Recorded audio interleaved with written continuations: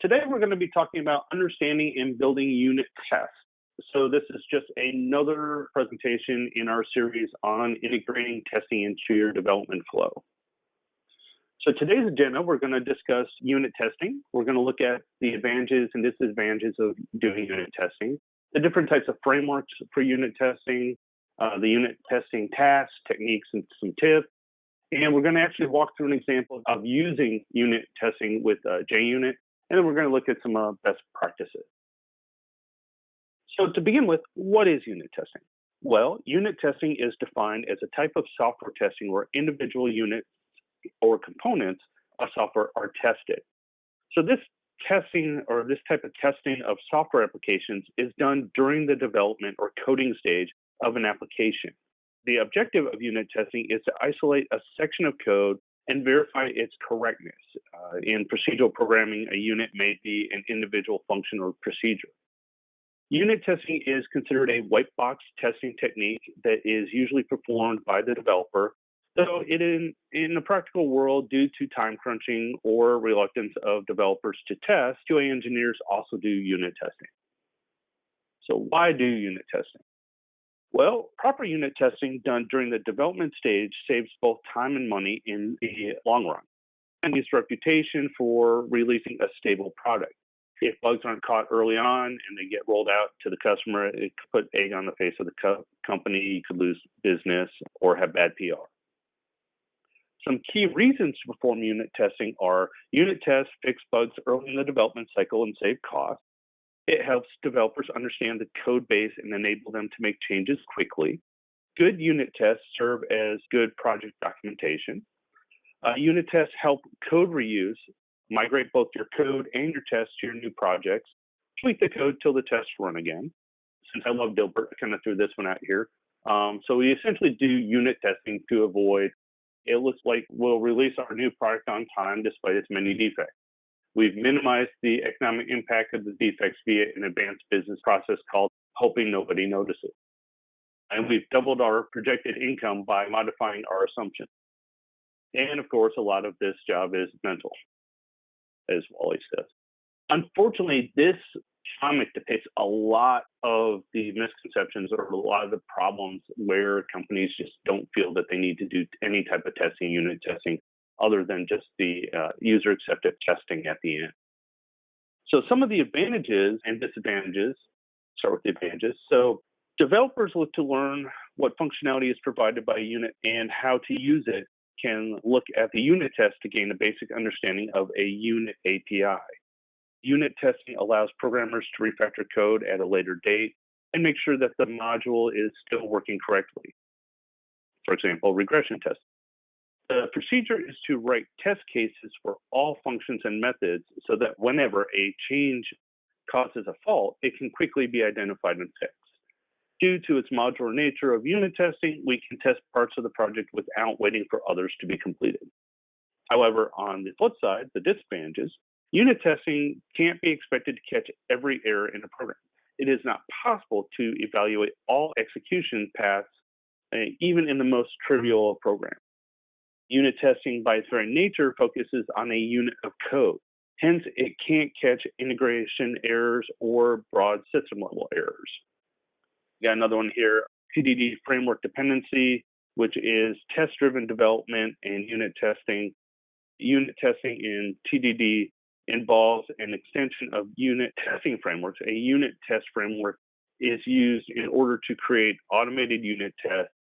Unit testing frameworks are not unique to TDD, but they are essential to it. So below, we look at some of what the TDD brings to the world of unit testing. So unit testing frameworks, most unit test frameworks are language-based, so you can find them by searching for the language plus unit. For example, JUnit, unit.js, PHP unit. These are the different languages of unit testing you can use. The link I have listed here is a great site you can go look at to find it on Wikipedia. It lists almost every type of unit testing there is out there. What the TDD brings to the world of unit testing, we got tests are written before the code, rely heavily on unit testing frameworks like these, and all classes of the application are tested. Quick and easy integration is made possible. So unit testing tasks. So previously, we've talked about the test plan, test cases, and scripting. Next, we have unit testing. So here at the unit testing task, so we had test plan, the test cases and scripts, and unit testing. In each example for test plan and test case scripting, we had to lay out what we were going to prepare, what to review, what needs to be reworked, and the baseline. With unit tests, though, we actually perform these tests. So the test plan and the test case scripting is all the documentation that you needed to do to actually go into defining the test scripts and what needed to be tested. So for unit testing tips, before we get started writing our tests, we need to actually prepare ourselves to do unit tests. So first, we need to find a tool or framework for your language. You do not want to create test cases for everything. Instead, you want to focus on tests that impact the behavior of the system. Isolate the development environment from the test environment. Use test data that is close to that of production. However, if you're doing with PCI or HIPAA, make sure that you do fundamentally modify the code from production or modify the test data from production because you don't want to get into any HIPAA or PCI compliance issues. Before fixing a defect, write a test case that exposes the defect. Well, why would you want to do this? Well, first, you will later be able to catch the defect if you do not fix it properly, or you won't be able to catch the defect if you don't fix it properly. Second, your test suite is now more comprehensive. Third, you will probably be too lazy to write the test after you've already fixed the defect. So make sure you write the unit test first, fix the defect second, and then third, now you have the unit test added to your library so that you don't have to worry about it in the future. It'll always be tested. Write test cases that are independent of each other. For example, if a class depends on a database, do not write a case that interacts with the database to test the class. Instead, create an abstract interface around that database connection that implement that interface with a mocked object. Reason for that is you don't want to tie your unit test cases to a database that may change, or you don't want to essentially be tied to test data that is constantly in flux. You want to test it based on a certain use case, create a data object instead of just connecting to the database. If you want to do database testing and actually test data in your database, that's more of a system level unit test than just a traditional unit test. Aim at covering all paths through the unit. Pay particular attention to loop conditions. Make sure you are using a version control system to keep track of your test script. In addition to writing cases to verify the behavior, write cases to ensure the performance of the code. And finally, perform unit tests continuously and frequently. Don't just write them, run them once at the beginning or at the end of the development cycle. Make sure you constantly run them every time you essentially commit your code or you make a code change, run the unit test and see if your change breaks anything. Types of unit testing techniques. So code coverage techniques used in unit tests are listed as follows. So statement coverage is a white box testing technique which involves the execution of all the statements at least once in the source code. It is a metric which is used to calculate and measure the number of statements in the source code which have been executed. Decision coverage or branch coverage is a testing method which aims to ensure that each one of the possible branches for each decision point is executed at least once and thereby ensuring that all reachable code is executed. That is, every decision is taken each way, true and false. Next, branch coverage is a testing method which aims to ensure that each one of the possible decision points is executed at least once and thereby ensuring that all reachable code is executed. That is, every branch taken each way, true and false. Conditional coverage is about testing that any operand which are part of the if expression can be evaluated to both true and false without issue. In this type of coverage, you don't care about what would be executed inside the braces, nor about the result of the operand used in the condition. And then finally, we have the finite state machines, or FSM. This coverage deserves special attention given the important role FSMs play in describing the control functionality in many designs. It has been shown in several technical papers and publications how developing tests to increase the finite state machine coverage has detected difficult to find bugs. This is kind of creating that AI or the black box type testing. So now let's get into looking at unit testing with JUnit. We're going to look at things like what does a JUnit test look like? We're going to look at the different type of assert methods that we need to create. We're going to look at the different type of matchers you can use and testing for exception. So here's some example code. So we're going to start with a very simple example. So I've created a method called stringUtil, or a class called stringUtil, and inside there we have one method, which is string concatenate. We're going to take two strings and we're going to return them concatenated together. So our unit test, we first need to import org.junit.test. This is your unit test library for JUnit. And org.junit.test is the base class you're going to need to create your test. Some of the other unit classes or packages that you'll need will be assert, there'll be the matchers and some of the other ones. But this is essentially what a very simple unit test will look like for any type of unit test you create. So you start with public class stringUtil test. So you take the method that you want to test and you attach test at the end. You use the annotation at test. This signifies that this is now your first test. If you put multiple tests inside of this, each one will be represented as a single test case. Public void test concatenate. So we're going to test our method here. So again, you put test in this case in front of the method name, whereas with class, you put it at the end. And then here we want to test the result. So we're going to start with stringUtil. We're going to define that. So we now have a stringUtil object. So now string result, we're going to do stringUtil.concatenate 1 and 2.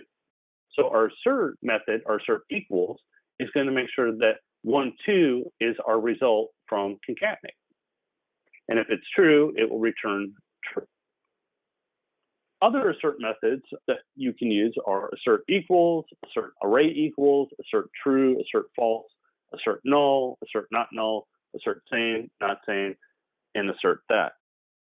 So the first one, assert array equals, the assert array equals method will test whether two arrays are equal to each other. In other words, if the two arrays contain the same number of elements, and if all the elements in the array are equal to each other, it will return true. Assert equals, the assert equals method compares two objects for equality using their equals method. Assert true and assert false, these methods test a single variable to see if the value is either true or false. Assert null or not null, kind of the same thing. Instead of true and false, it's actually looking to see if a single variable is null or not null. Assert same and not same, these methods test if two object reference points to the same object or not. It is not enough to have the two objects point to are equal according to their equals methods. It's actually looking to make sure that it's referencing the same object in memory. The assert that method takes an object and a matcher implementation. It is the matcher that determines if the test passes or fails. The assert that method just takes care of the plumbing, meaning calling the matcher with the given object. So matchers is external additions to the JUnit framework. Matchers were added by the framework called Handcrest. This came in JUnit 4.8.2, ships with Handcrest internally so that we don't have to go download the additional APIs anymore to be able to use matchers. It comes with a full collection of built-in matchers you can use. The different types of matchers are chain matchers, core matchers, and custom matchers. So chaining matchers, so let's look at this little use case here. So here, we've got our stringUtil again. We're still concatenating our two strings together. So our unit test now includes a new import. We're going to include the Handcrest core matchers. And then our test changes slightly. So now we're going to say assert that this string is this string. Or our second test is assert that 1, 2, 3 is not is 3, 4, 5. So if we put in 3, 4, 5, if that comes back true and we do a not, and it's going to show that it's not 3, 4, 5. So we'll assume 1, 2, 3. Adding more than one matcher together, you want to use the parentheses. Again, this is like algebra or math. Order of preference is parentheses first. So you start with the inner one first, is, then not, then 1, 2, 3. The is method returns one matcher and the not method returns another. The matcher returned by not negates the matcher output of the matcher given as input. In this case, it is the output of the matcher returned by the is method that is negated. So before we start jumping into implementing your own matchers, you should look at the core matchers that come with JUnit already. So first we have core, which contains these three methods here, any, is, and described as. The any matcher essentially matches anything. Is a matcher that checks if the given objects are equal. And described as adds a description to a matcher. Next we have logicals. So all of takes an array of matchers, and all matchers must match the target object. Any of takes an array of matchers, and at least one of the matchers must report that it matches the target object, and not negates the output of the previous matcher. So all of, it has to match all of them, and any of is kind of like if you have a list of objects and you just want to make sure that your one object is in the list. And then object, you have equal to, which is a matcher that checks if the given objects are equal. You have instance of, which checks if the given object is of type X or is compatible with type X. Not null or null tests whether the object is null or not null. Same instance tests if the given object is the exact same instance as another. Next, we have custom matchers. You can write your own matcher and plug it into the assert that method. So in this example, we create a matcher. So we have a public static matcher matches, final object expected, return new base matcher. So it's, in this particular case, we're overriding the inner methods. So here, Boolean matches return the expected that equals, and then describe to, we added this description to append the text to it. Our unit test now looks like this: public void test that, string util, new string util, and we assert that string util dot get the same object matches constant string. So the static method matchers creates a new matcher and returns it. This matcher is an anonymous subclass of class base matcher. The JUnit documentation states that you should always extend base matcher rather than implement the matcher interface yourself. Thus, if new methods are added to the matcher in the future, base matcher can implement them. Your subclass will then automatically get those methods too, and this will avoid breaking your code. Next, let's look at testing for exceptions. So sometimes you may want to test your code throws the right exception when giving invalid input, or if executed in an invalid state. There are two ways. So the first way is expecting that the test method results in an exception being thrown is to add the exception attribute to the test annotation like this. So you have the first one here, test expected is equal to illegal argument exception class. So if that's the case, then public void test for exception 1, string util, we'll test our new string util, throws, we have it throw an illegal argument exception. This is hard code, and that's forcing it to throw the exception to make sure that it does throw the exception. So if you look at, you notice how the expected attribute sets to the illegally argument exception class. This signals to the test runner that when it executes the test method, it is expected that an illegally argumented exception is thrown. If no illegally argumented exception is thrown, the test fails. The second way is to wrap the code you expect to throw an exception in a try-catch block, as the case example is here. Notice that the fail method call after the call to myUnit.throwIllegal argument exception. If the throw illegally argument exception method returns normal, then this fail call is executed, causing the test to fail. Correspondingly, if the throw illegal argument exception method throws the expected illegal argument exception, it is caught in the catch clause and ignored. The test continues. So which of the two methods you want to use is up to you. Of course, if you need to test for multiple exceptions within the same test method, the first way won't work. Remember, you want to abort the test methods when the expected exception is thrown. You'll then want to use a second way to test for exceptions, where the test method continues when the expected exception is thrown. So in most cases, you're going to want to do option 2. Running unit tests, well, you can run them manually. Manual unit tests is commonly automated. Many still will be performed manually. Software engineer does not favor one over the other, but automation is performed in most cases. A manual approach to unit testing may employ a step-by-step instrumental document. The other thing with manual is, while these could be automated, you may want to just test individual components of unit tests. You may have hundreds or thousands of unit tests. So running them manually, you can test one specific test at a time. If you just want to test a piece of code that you're working on, if you know which unit test corresponds with it. The automated approach, a developer writes a section of code in the application just to test the function. They would later comment out and finally remove the test code when the application is deployed. A developer could also isolate the function to test it more rigorously. This is a more thorough unit test practice that involves copy and paste of code to its own testing environment than its natural environment. Isolating the code helps in revealing unnecessary dependencies between the code being tested and other units of data spaces in the product. These dependencies can then be eliminated. A coder generally uses unit test framework to deploy unit test cases. Using an automated framework, the developer codes criteria into the test to verify the correctness of the code. During execution of the test cases, the framework logging failing test cases. Many frameworks will also automatically flag and report in a summary. These failed test cases, depending on the severity of the failure, the framework may halt subsequent testing. You want to remember that workflow of unit test cases is 1, create the test case. 2, review and rework the test case.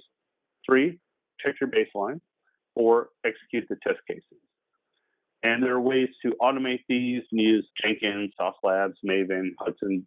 These are some other frameworks you can use to actually run your unit tests. Now let's take a look at some best practices. So unit test cases should be independent. In case of enhancement or changes in requirements, unit tests should not be affected. So your core unit test is actually testing the functionality, not the enhancements or bells and whistles. You're actually testing the core functionality. You also want to test only one piece of code at a time. The more pieces of code you test together, it's harder to extrapolate where the test actually failed. You also want to follow a clear and concise naming convention for your unit test. Like I said, you want to take the class name and append it, postfix it with test, and for methods, you want to prefix it with the test and the method name. This is in JUnit. PHP is fairly similar. .NET might be slightly different. It just depends on the coding language that you're using. So make sure you just check your documentation for the framework you pick. Bugs identified during unit testing must be fixed before proceeding to the next phase in the SDLC. So if your unit test identifies that there is a bug, your current sprint work or the current code base should not be pushed to production until that bug is fixed. Also, adopt a test-as-you-code approach. The more code you write without testing, the more paths you have to check for errors. Before I jump to the end, let me jump out of here for a moment. So unit testing can be done from the command line, can be done on Linux, which is great. However, I find that using tools like Eclipse, .NET, they have their own kind of built-in plugins for unit testing.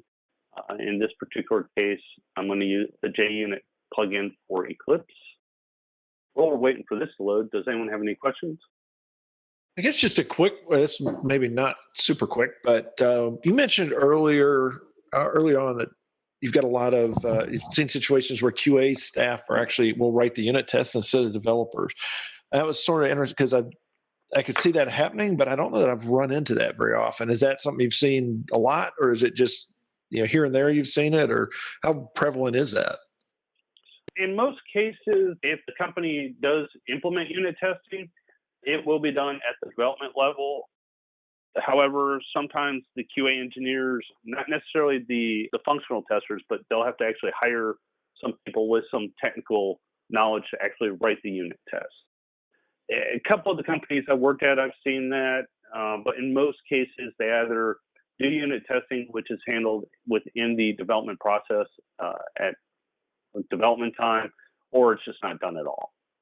And unfortunately, in most cases, unit testing is completely excluded from their SDLC, which is a huge problem because at the end, if you write all the code, you push it to QA, and then you're just doing functional testing, how are you going to know where the bug happened?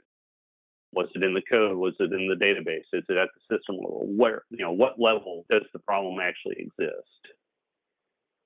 All right. Yeah, that's sort of my experience as well. Cool. Thanks. No problem. I was going to ask concerning just the scale of unit tests. I heard you say that typically you're writing for one method. You're writing one test per method. I've seen it go like people are testing like whole suites of data inside their unit tests. Is that just bad practice or just the general rule of thumb? Which is it, I guess? In some cases, so the biggest problem a lot of developers have, and it's not necessarily the developer's fault, but we tend to cram a lot of functionality into a single method. We essentially overcomplicate a method, where what you really should be doing is you should be writing a specific task to a individual method. So the more methods you have, essentially you should have smaller methods with specific units of work. If you don't, then what you're running into is you're running into a case where, like this guy is simple, he just prints hello. But if you do something bigger, so like in here, all your methods are pretty straightforward. Click web element. Well, it calls a method called click web element. Well, click web element comes in here, and we have web element, get web element, and get web element actually has, I'm calling another method. But in here, though, all I'm doing is I'm clicking the web element. But I have specific tasks I'm doing in between. But if I were to test this guy, I would be testing to make sure that this guy got clicked. But I would have a separate unit test to test get web element, because I've essentially broken up the work. The more complex your methods get, see, I've got one in here that's pretty bad. I may have cleaned all these up already. Here's one. Say you were to look for, or you wanted to test your HTTP URL connection. So if this guy, if I wanted to pull him out and put him to a separate method, then I would potentially want to test which connection I'm getting. So this would have a unit test for each one of these cases. So I would test, okay, did I get HTTP okay? Did I get HTTP move perm? Did I get move temp or default? So here you would have 1, 2, 3, 4, at least 4 test cases if I broke this out to its own method. However, because all I'm doing here is making sure that all links on the page are there, my test is fairly straightforward. So I'm actually coming in here, and if I get this, I return true. If I get any of these, I flag link exists to the external, and then it kind of loops back through internally to walk down the chain to see if the final end link is true or false. But I could easily pull this out into a separate method and write a use case for each one of these. Does that help? Yes, absolutely. But in reality, you really, a method should be one unit test of work. It should really have one functionality. Now, you may have different tests to test different inputs into that, yes. But you really should be testing just one functionality. So like the concatenate, I may want to concatenate numbers, may want to concatenate, see if I can pass in an integer and a string. Would that work? So you want to kind of do some negative test casing as well as with the positive test case. I see. But in reality, you don't want to do something like this where you have this guy where you pass something in and you then have to test 5 or 6 things. You may, but you specifically want to have it return one thing or do one type of unit of work. So I had this little JSON example I had a while back ago. So we basically had a simple app So I have a class called app, and it just has a main method that returns hello world. In Java, especially if you use Maven, your project structure will look something like this. You'll have a source main Java for all your Java code resources up in this level, and then you'll have a source test package level, which you can then put in your Java unit tests, and then you would have a resource library or any other properties files in the resource. You want to follow the same package naming for both. And then, like I said before, you want to postfix test to the end of your class name, and then add test in front of each of your, where you're testing the methods. So in here, we have test case, extended, so public abstract test case. I just took one of the test cases from a unit test, so let's expand this. So I'm using test, I'm using test case and test suite. This gets a little more elaborate as to a lot of the things I've been doing with my test framework.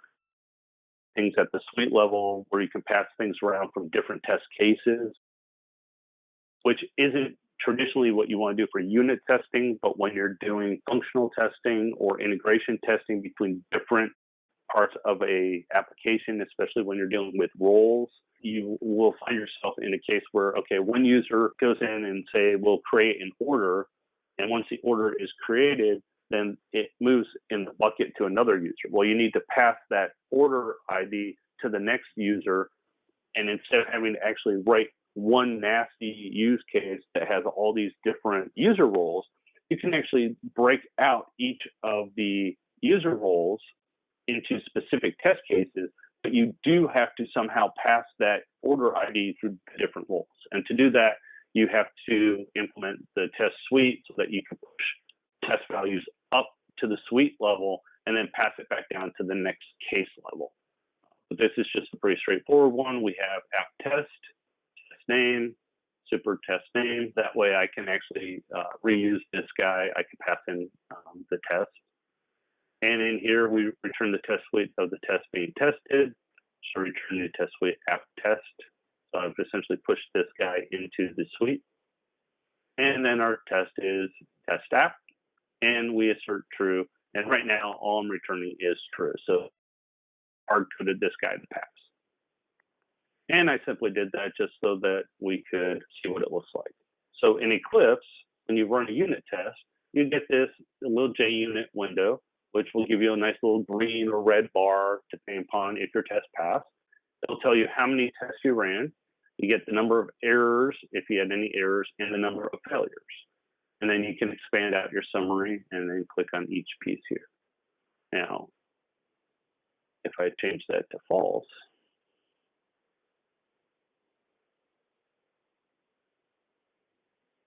again, now you see it's red, and now we get more information. So now it says, okay, we tried to run the example app test. We ran test app, it failed, and it tells us here why it failed. And then you could go to your app test line 36 right here, and it tells you that this is what failed. When you have more unit tests and more things pass and fail, this failure trace will be whatever caused the failure, and then you can always trace where it failed into the code by double-clicking in the failure trace. That makes it easy to jump around, figure out what failed. Then you can track back into the code to determine what caused the failure, and then you can then write the defect up and submit it back to the developer. Or if you are the developer running the test, you can go fix your code to make it work. So one final thought. So let's say you have a suite util class comprising of 2 units, and the only test you perform is system testing. You skip unit and integration testing. So during testing, you find a bug. How will you determine the cause of the problem? So just some food for thought. Is the bug due to an error in unit 1? Is the bug due to an error in unit 2? Is the bug due to errors in both units?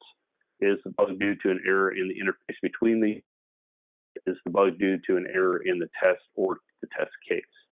So if you neglect to do unit testing or you neglect to run the unit testing, you run into scenarios like this, where potentially the unit of work that failed has multiple options or multiple ways where it could fail. So now instead of just running the unit test, hey, this failed, quick 15 minutes, maybe an hour to fix it, depending upon the complexity of the method, you could now be looking at hours, 2 days to fix your code base. So quickly recap.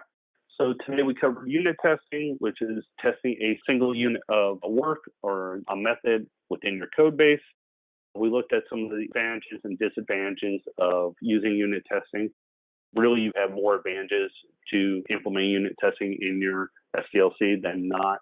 However, the disadvantages are you got to keep in mind that you cannot catch every type of error or defect with unit testing. You still have to perform some type of integration testing or user acceptance testing within your SDLC. There's a couple different frameworks out there. Actually, not a couple. There's almost 100 different types of frameworks out there. JUnit, PHP unit, .NET has multiple. There's even a CS unit for CSS for testing your style sheets. Unit testing tasks, techniques, and tips. We covered a couple of different ways where you can actually create your tasks for testing. Some of the different techniques where you can go about building your unit testing, and some of the tips and things you should look at when doing your unit testing. And we walked through the full use case of using a JUnit test based off of a very simple concatenate string method. And then finally, we looked at some of the best practices for doing SDLC. One of the biggest ones is adopt a test as you code approach. The more code you write without testing, the more paths you have to check for errors. Thank you. We know your time is important, and if you would like to discuss any additional questions or comments you have, you can check us out on info@developernerd.com. You can check us out on developernerd.com/contact us. We're on Twitter @developernerd, and we're also on facebook.com @developernerd. Our goal is making every developer better, so please check us out, ask us questions, and check out some of our other videos.